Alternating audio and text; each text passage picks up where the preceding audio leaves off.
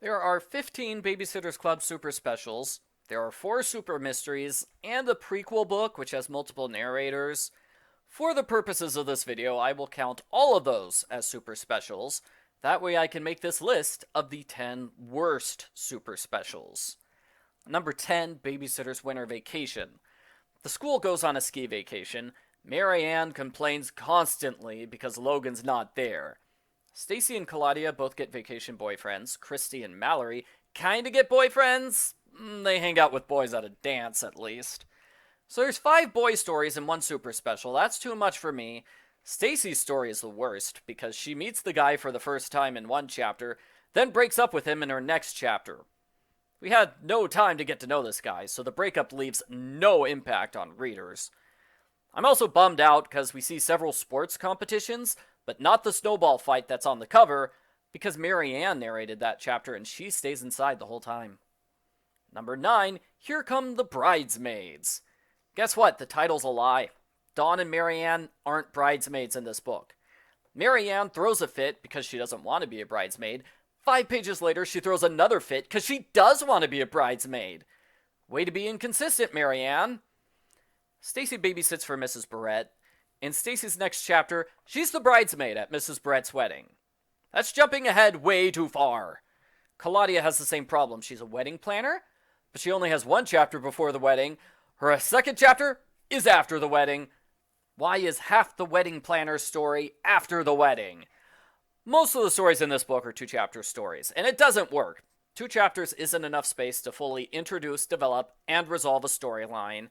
Not to mention, it's kind of hard to remember a story when there's 100 pages in between its 2 installments. In general, I didn't like the super specials, which had stories that are too short, and stories that are too far apart. Most of the books on this list have those problems. Stories are too short to work, or they're just like 50, 70, 100 pages in between installments in the story, and that makes them not work. Number 8, The Summer Before.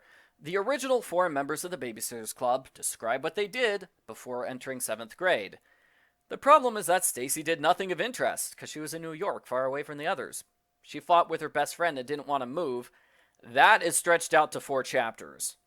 Kristy's story is similarly dragged out. She assumes her dad will attend her birthday party, even though he didn't get her invitation. She's sad when he doesn't appear. Mary Ann throws Kristy a pity party. Claudia gets an older boyfriend named Frankie. They meet for the first time in one chapter, and in the next one, they're a big couple. Oh, why did the book skip over the good stuff? Mary Ann's story is that her strict father lets her babysit for the first time. I think we've seen every girl's first babysitting job. It's a story that gets used over and over again in the Babysitters Club books. Number 7, Aloha Babysitters. The babysitters go to Hawaii. I like Claudia's serious story about Pearl Harbor and Mallory's story at home, where she deals with a mean mom. Jessie doesn't have much of a story, neither does Kristy. Logan's story with Mary Ann goes nowhere, because he doesn't narrate until the last chapter. Abby doesn't narrate in the second half of the book, so her story disappears without any fanfare. Dawn cleans up a beach, which is a story that's reused from another book.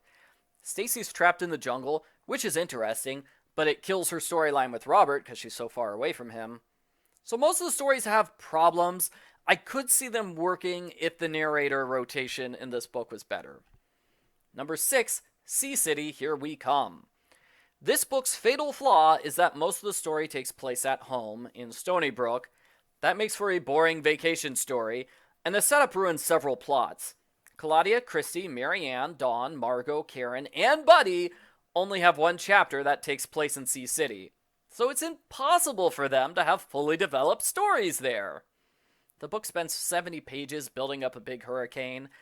That ends up being a nothing story. We don't get to see the hurricane. It happens overnight when everyone's asleep. And the book quickly skips ahead to when all the hurricane cleanup is finished. So the hurricane stuff was really a giant waste of time. Number 5, Babysitters On Board. The first super special is more boring than bad. A third of it is a huge advertisement for Disney World with no real attempt at a plot. There's a lot of Karen in this book, and that felt like advertising for the debut of Karen's Little Sister series. Kristy and Dawn have a pointless feud because Kristy's a neat freak and Dawn is a slob, which is the exact opposite of how the girls feel about cleanliness in the main series. Continuity. Two girls get vacation boyfriends. The boys are so devoid of personality, I couldn't tell them apart. Two girls make new friends, and Mallory plays Harriet the Spy, which was kind of boring. It wasn't a good way to make readers excited about having Mallory as a new narrator. Number 4, Fright Night. In this super mystery, some girls go to Salem. It's supposed to be a scary book, but it's a waste of the setting. The scary part's at the end, when the power goes out and the culprit chases them through a hotel. That scary scene could have happened anywhere. The book spends too much time ignoring the mystery. You can skip chapters 8 through 14 and miss nothing. The mystery solution is bad. Stacy develops the ability to instantly memorize every number she sees because the plot needs her to know the combination to the culprit's safe. Mallory says no one can hear your footsteps when you wear sneakers, which is not true at all. Mallory concludes the culprit is the person who wore sneakers. That's the actual mystery solution. It's dumb. Number 3, New York, New York. This book feels like 200 pages of New Yorkers bragging about how great their city is. Stacy regularly brags about New York in general. There are over a dozen books where the girls visit New York. We really didn't need an extra long book, which is just New York worship. There's plenty of that in the main series already. The babysitters share storylines in this book, but it is poorly done. It feels like the girls are just repeating each other. So we get 2 babysitting storylines, 2 art class storylines, and 2 vacation boyfriend storylines. It's not enough variety, you know?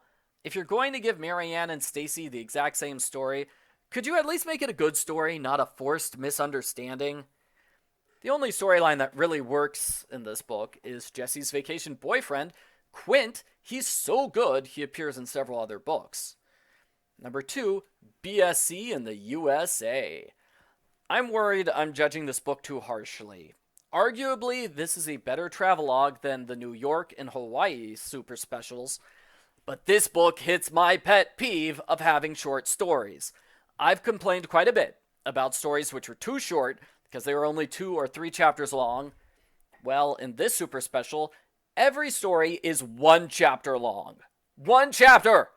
To make matters worse, each chapter takes place in a different state, so it's impossible to have running storylines. It's just a collection of 20 unrelated short stories. And most of them are pretty similar. There's a lot of, today we visited a big city, here's a list of things that are in the city. The author took this out of a guidebook. Boy, that was a fun city. I can't wait for the next state. Yeah, just copy-paste that 20 times. It's really similar to what the actual book is like. I'm sorry, I'm being mean. My daughter read this book. It was her introduction to the character of Abby. My daughter was so angry that they replaced Dawn, she refused to read any more of the book. So it's definitely her least favorite super special. As for me, my least favorite super special is number 1, Babysitters at Shadow Lake. My main problem with this book is that it's not interesting. It's a whole lot of nothing. It's one of those books that feels like the author had a strict deadline, so they wrote down anything and everything they could think of. There are plenty of long tangents in chapters where nothing happens. For example, Mallory's story is that she has a lot of bug bites. That's 2 chapters. In Kristy's 3-chapter story, all she does is find a boat. Dawn worries about a lake monster for a chapter, then everyone forgets about it. Dawn really annoyed me in this book. She insists there has to be a mystery to solve here. She learns a family moved away 50 years ago. She finds a locket on the ground and declares, "Oh, the mystery is solved!" Yeah, not really, Dawn. How does a random locket explain why a family moved away? Karen's annoying. Oh, she gets an extra long storyline when she feuds with boys. It's annoying. Jesse gets a vacation boyfriend, and it's like the other bad boyfriend stories. She meets him in 1 chapter. We hear nothing about Jesse or this guy for the next 180 pages. Then we see her break up with him. I don't know why the series insists on having boyfriend romance only to keep skipping over the actual romance. There is some romance between Sam and Stacy, kind of. They spend the entire book fighting, but in the end, they decide they loved each other all along. So those are my choices for the worst super specials. I think if I read all these books again, I might give them different scores. It seems unfair of me to criticize these books for having short, 2-chapter stories, because every super special has that problem. It's not just unique to these 10 books.